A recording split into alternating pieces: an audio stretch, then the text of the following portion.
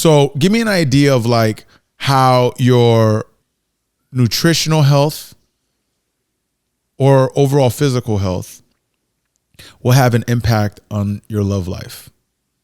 I mean, you know, when I think of food, because I love food, that's why I got my master's in nutrition in the first place. You know what I mean? Like, other than being a chef, like, what can you do where you just like study food? It's really, it's so interesting because, you know, people put love into their food, right? Your family, like everything. That's why, you know, you go home and you get home cooking and it feels so good, right? There is like literally energy that goes into your food too. And it's the same way, you know, you kind of want to watch where it's coming from, right? That's why they have like the big thing on like if you do eat meat, it's like grass-fed cows. That because I'm from the country where, you know, you drive by and the cows are just roaming around in the field, like they're not all like shoved into. You know, it's all of that, right? It all matters. Your fruits, your vegetables, like all of that. They have colors. Your energy centers have colors. Like they give life to certain energy centers. They up your energy. Like if you want more sexual energy, you know, you can eat more like red and orange fruits and vegetables because that's like, those are your more sexual areas. Hold on, I'm ordering some groceries. Just give me a second. Get my sexual energy up. They'll be here in 20 minutes. I paid extra for Prime delivery. All right. So wait. So you're saying like eating red meats will give you better sexual energy?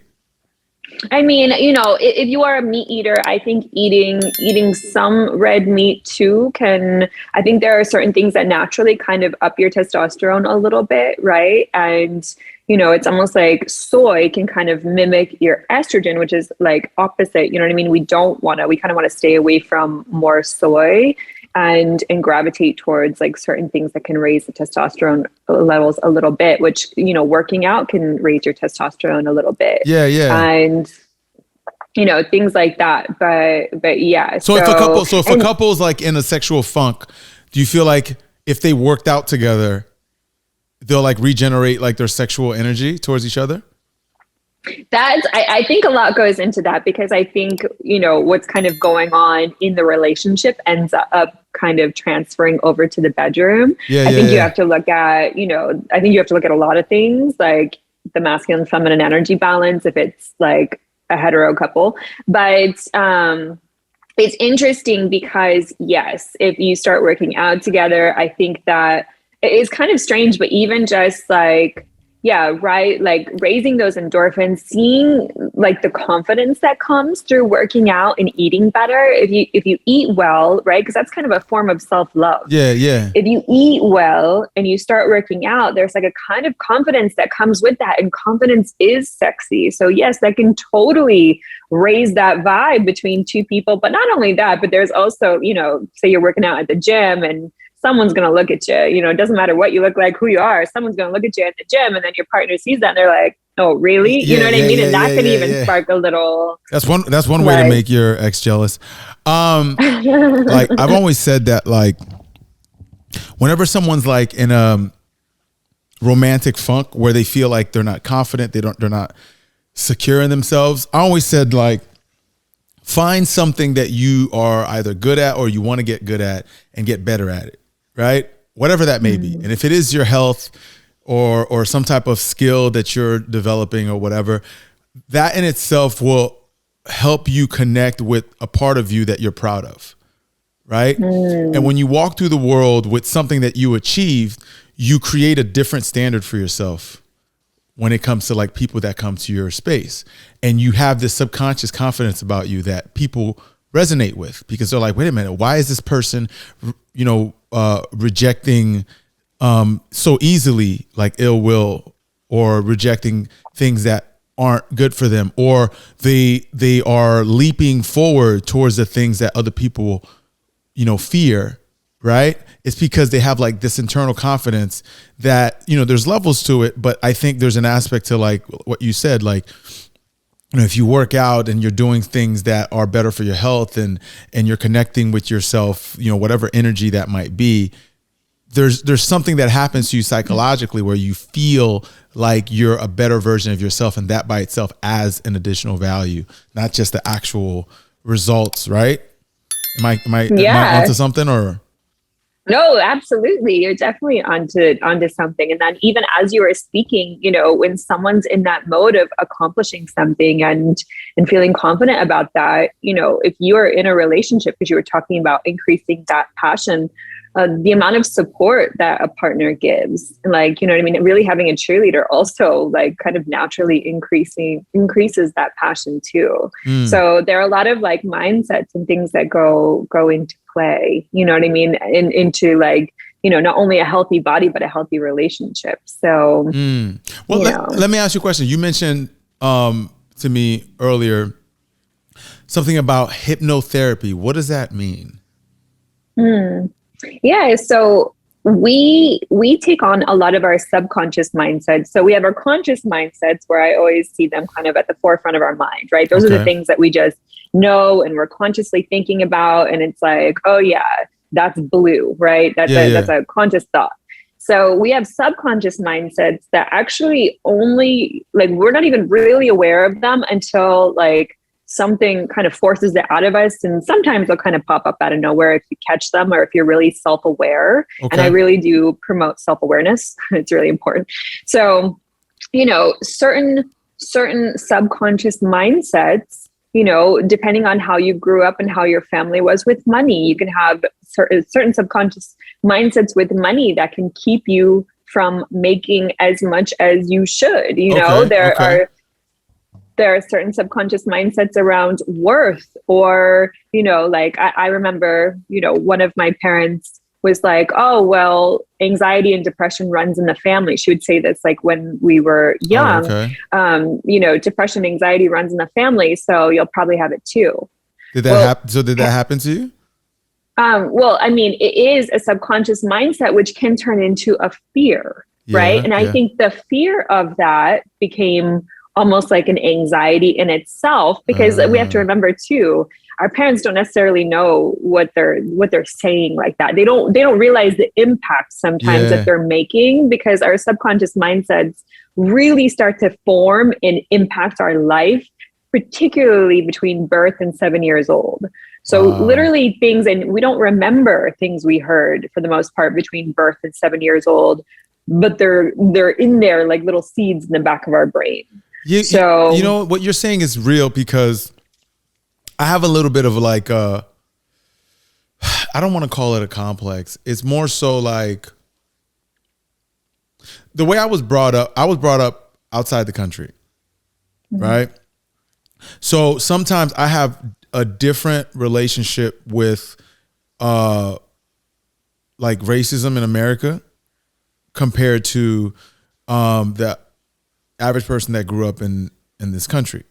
And I think what happened was, when I was growing up, like the conversations about like racism didn't happen in abundance in my family, because everyone in my country was fairly homogenous, right?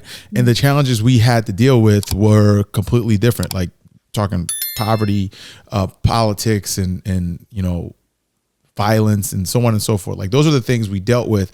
And when I came to this country, like the things that US kids grew up around in their minds, in the back of their mindsets, the things that gave them anxiety, the things that made them nervous, the things that make them insecure, I didn't have that literally at all. So when I came here, there are things that I do, and the way that I move through life, and the things that I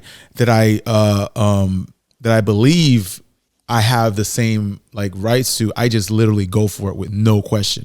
Versus there are some people that are in my circle, or people that I've met along the way that grew up in this country, that were constantly being told that you are going to have it harder. You're going to have to, do twice as much work. And be that as it may, right? Not saying that might not be true. It's just the people who have that in their minds lead with that. Versus me, if I if I had to work a little harder to get to where I needed to be, which I'm sure I did in multiple ways, I didn't feel it the same way. I'm like, this is what I got to do. This is what it is. Oh, this is not happening. This is what I got to do. So to your point, yes, there's a lot of upbringing, things that from an early age can impact how you move through your life later on. Yes. Yeah. And we can, it's really interesting because I have clients all over the world. So I see this in various ways in various cultures, right? Yeah. Exactly what you said. Like everyone has a very different experience, especially if they're not from the US. And then US, like, the people that were born here have a very specific experience. And everyone's experience is so valid. But what I really, really want to help people step into their power in knowing that they can change the narrative and change their own personal story, that they don't have to stay in the loop of the story that they were told just because that might have been their parents' experience or their parents' experience. So speaking of personal story, like what's your personal story? Like, give me an idea of like what type of upbringing you had and what impact that might have had on your passions today for what you do right now. Yeah. I am from the smallest town ever. We literally have, it's Amish, horse and buggy farms. Really? Like, no stoplight. Were there horses and carriages? Like, yeah. Do you know how to churn butter? Is that a thing that happened in your town? No, I will say my grandparents and my mom and everyone were amazing at making their own and canning their own vegetables and jam. And, so they were hipsters.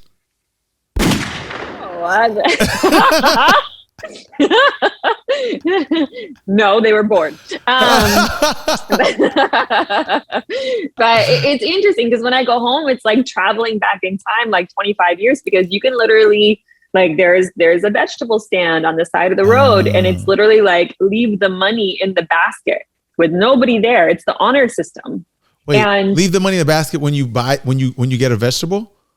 Yeah, when you buy any of the vegetables on the side of the road, you'll see like a maple syrup stand, that same thing, and all of that. Yeah, and it's like such honor system. And then my parents really didn't ever like.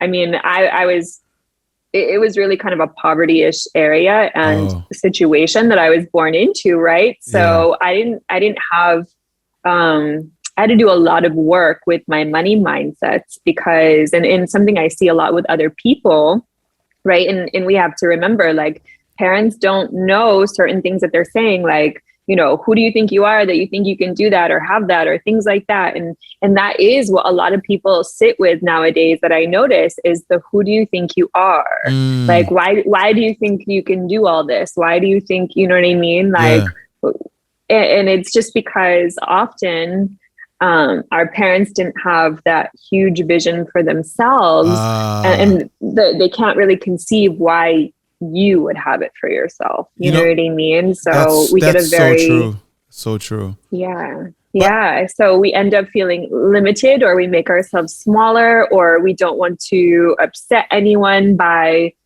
being like stepping into our power and being as big as like deep down we know we could be, right? Was that your experience? Yeah, definitely. Because I mean, like I said, it was a very like poverty-ish like area, but also situation. My parents were only like 18, 19 years old, right? So when they had you? Wow. So when I was born, my parents were living in the income-based housing, right? Okay. Or whatever that would be called. Mm-hmm. And it was really interesting because it's even today, because I don't work a 9-to-5 job. I have my own business. I have an LLC, but because that was the only thing my town really knew was like the 9-to-5 and go to work and you get your benefits and you take your minimum wage and maybe, a little extra or whatever. But, a lot of times I still get asked when I'm going to get a real job. Wow. Because entrepreneurship is not really seen as a real job. And that's not, and you can't fault anyone for that. That's just the only thing they know, right? So a lot of times when our parents kind of put these ideas on us, it's just because it's the only thing they know. They're not trying necessarily to keep us down. It's crazy. So, like I had a very similar experience, right? When I was younger, I didn't really know what I was gonna be exactly. Like I used to be an artist, right? I used to study art, and in school, they didn't really teach you how to make money from doing art. Right. It just wasn't a thing. They just taught you how to be a better artist and how to study art, how to appreciate it, all this nonsense. And I was with it for like a good majority of the time. And then towards the latter end of it, I realized like, okay, like my dad's an engineer, right? My mom's a nurse, like very like specific, whatever. And I was like, you know what? I need to do something that has like some type of money tied to it. And I decided to go into architecture initially, right? I did architecture because like I was good at art or whatever. And I did really well. I had straight A's, but I was bored as hell, right? I was bored. Now, architecture is a very like specific skill, like that has a specific role in society with a specific salary, entry level, and then you do whatever, right? And there are certain things that are a little bit more ambiguous. So then I decided to leave architecture. I quit architecture school. Right. And I decided to go to business school, right? Because I was kind of entrepreneurial while I was doing the architecture thing. That's why I was bored with architecture. But then the reason why I'm telling you that story is when my father found out I quit architecture, he was to go into business. He was really disappointed in me, real disappointed. And he's like, why are you doing business? Anybody can do business. You don't need to go to school to do business. Like, you should do architecture. Then he had his architect friend come up and just talk bad about me and saying, oh, you're throwing your life away. You had a good this, that, and a third. And I was just like, where's all this passion coming from? Right? Like I'm making a decision. I know what I'm passionate about, what I want to do. And that's what I did. And I ended up getting my MBA and then my career launched from there. And then now they like bragging like, oh yeah, my son, yeah, he's a, I'm like, where was this? You know what I mean? But I don't fault them because they only know what they understand from what they're used to, how they grew up or the boundaries that they had to deal with. They applied it to me. Right. And it took some, through the help of my mom also, because my mom's very motivating, like to allow me the mental space to explore beyond what potential limitations were told to me. So yeah, I do agree with you 1,000. That was a long-winded way of saying, yeah, I do agree with you. No, I love that. And I love that you mentioned how supportive your mom was, because that's so important, and even though they may project their fears onto you, right? Like that's exactly what happened. And it's exactly what you said. It's literally, they just, they only know what they know. They only know their scope of things.